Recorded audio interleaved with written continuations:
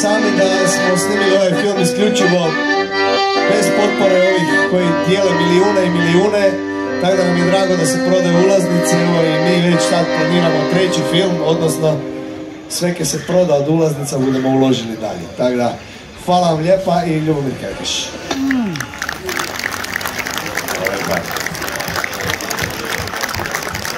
Drago mi je, evo, večeras, ja vjerujem da ste se dobro zabavili, ali posebna mi je čast da smo se okupili baš na ovaj način i u ovolikom broju.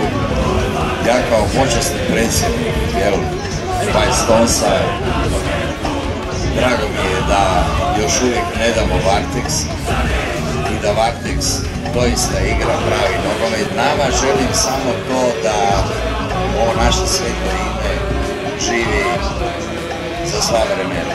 Dajte sve od sebe, budite svoji, budite pametni, igrajte iz glave i ovo je nešto najmanje što sam ja zajedno sa Janom mogao napraviti za sve vas. To nemojte nikad zaboraviti, ova naša večerašnja priča siguran sam da će ući u povijest. Puno uspjeha i dalje i živio naš Varteks.